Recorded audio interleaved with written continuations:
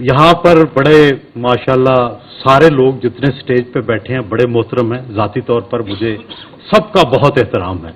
लेकिन शुरू करते हैं ज़ुबैर साहब से कि ज़ुबैर साहब ने आके जमहूरियत की बात की, लेकिन ये भूल गए कि इनके वालिद मोहतरम जनरल गुलाम उमर साहब, वो पाकिस्तान को जो आज इस जगह खड़ा है फौज के किरदार की वजह से, उसमें वो पिलर थे जिन्होंने सबसे पहले पीपल्स पार्टी के खिलाफ, अवामी लीग के खिलाफ और उस वक्त के अवामी नुमाइंदों के खिलाफ साजिशें की, पैसे बांटे, और उनका सबका सबूत मौजूद है। तो पहले तो इन्हें ये उनसे बिरत का ऐलान करना चाहिए कि वो जो करते रहे हैं ये गलत था, और फिर जमहूरियत आएगी ना, ये पहले अपनी उन्हीं विरासत की बुनियाद पर सियासत भी करते हैं और फिर जमहूरियत की बात भी करते हैं। भाई आप ही ने तो जमहूरियत का बेड़ा गर्क किया है और आप ही कह रहे हैं कि जनाब जमहूरियत होनी चाहिए। फिर आते हैं जमात इस्लामी की तरफ, माशाल्लाह जमहूरियत की बात कर रहे हैं। और भाई आप तो मार्शल लॉ की बी टीम थे, आप तो जनरल जियाउल्लाह के साथी थे, ठीक है। आप तो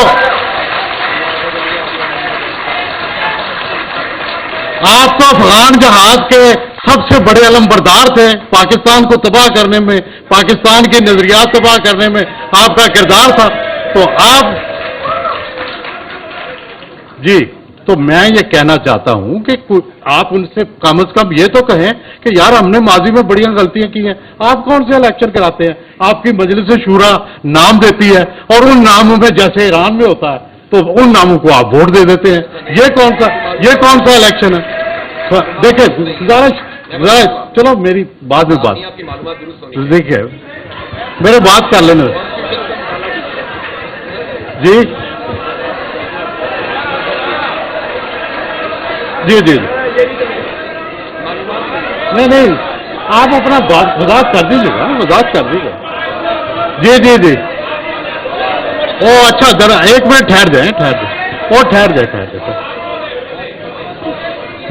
मैं ये गुजारिश करना चाहता हूं जनरल मैं सर ज़ुबैर साहब आपका ज़ाती तौर पर बहुत एहतराम करता हूं और मैं आपके किरदार की भी और आपकी गुफ्तगू की भी हमायत करता हूं।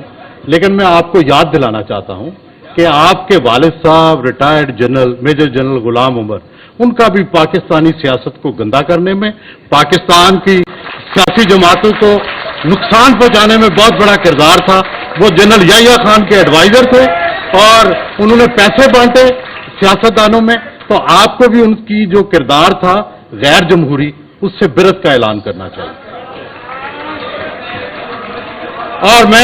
और मैं यहां गुजारिश करना चाहता हूं,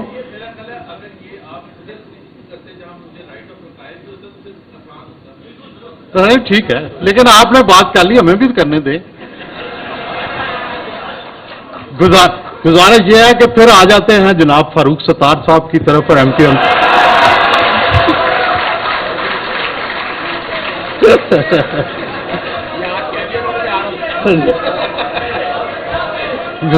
गुजारिश ये है कि कराची सबसे पढ़ा लिखा शहर, सारे आप लोग पढ़े लिखे, और आप करते क्या रहे हैं कि अल्ताफ भाई के कहने पे आप वायलेंस को सपोर्ट करते रहे, आप लोगों को मारने की सपोर्ट करते रहे, उनकी हाँ में हाँ मिलाते रहे। आपको कुछ ख्याल नहीं आया कि कोई आपके में तालीम है, आप में कोई अकल है, उस वक्त आपको कुछ ख्याल नहीं आया। तो भाई ये आप भी कम से कम शर्मिंदा तो हो।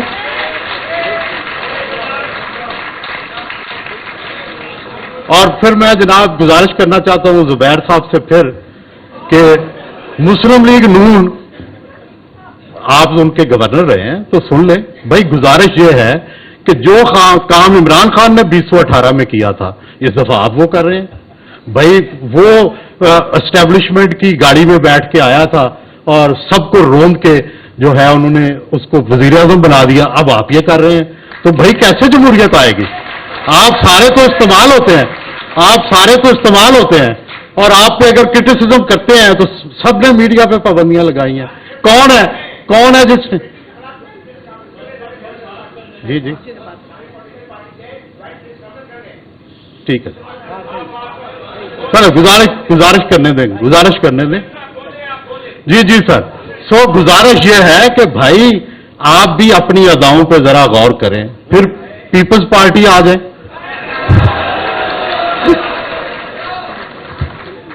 भाई आपने दो लीडरशिप की कुर्बानियां दी, बड़ी बात है। वाहिद पार्टी है जिसने अपने लीडरशिप की कुर्बानी दी, लेकिन अब आप क्या कर रहे हैं? अब आप तो फौज के जो है वो सेकंड क्या थर्ड कमांड के सामने भी झुक के आप सियासत कर रहे हैं। क्या ये अवामी सियासत है? क्या ये आप इससे महरूम तबकात जो हैं उनको आपको फायदा देंगे? तो भाई बुनियादी बात यह है कि हम तो आप सियासतदानों के हमेशा खैर खा रहे। मैंने अपनी जिंदगी भर किसी सियासतदान पर कभी इल्जाम नहीं लगाया, कभी कोई उसका स्कैंडल नहीं किया, क्योंकि मैं सियासतदानों की इज्जत करता हूं। लेकिन सियासी जमातों का क्या यही किरदार होना चाहिए हमारे मुआशरे में? क्या यही जमहूरी किरदार है? हरगिज नहीं। मजहर अब्बास और मैं इसको नहीं मान। अब्बास के लिए और अहले कराची के लिए सलाम में मोहब्बत लेके आया हूं, और